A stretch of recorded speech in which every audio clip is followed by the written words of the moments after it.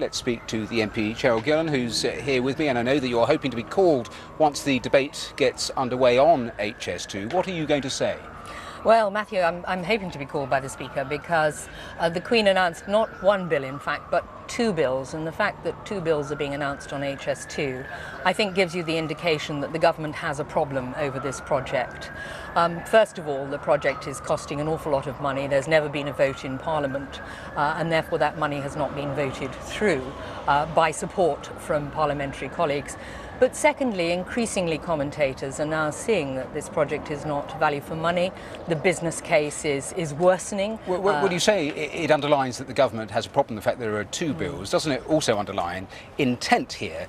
We always hear them talking about infrastructure projects, HS2, the vital part it will play in driving our economy. Are those arguments wrong? I think they are, yes. HS2 is a project which is not going to be seen through to fruition until 30 years' time. They're designing this railway before they've even discovered where they're going to have their main hub airport in the southeast.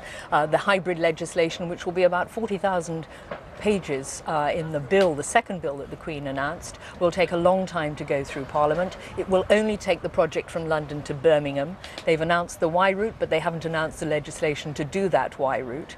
And as I say, increasingly the business case is getting worse and worse. And I'm hoping that my colleagues will look very carefully at this project and not give this enabling bill, the smaller bill that they're trying to get through in a quick fashion to try and say that they've got the cover for this project.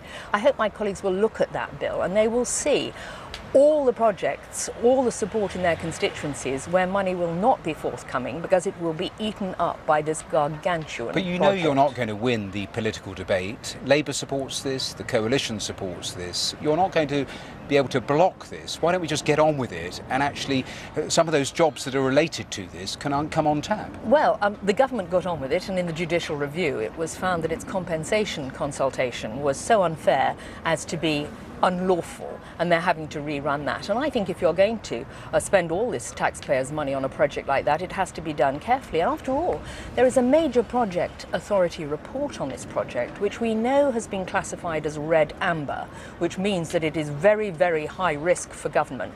And we've never been allowed to see that report. So firstly, I think Isn't that rather technical? Doesn't this boil down to NIMBYism? Not in my backyard, in that whole area and sways that this route is planned. Isn't that all that it boils down to? You have also just established the key.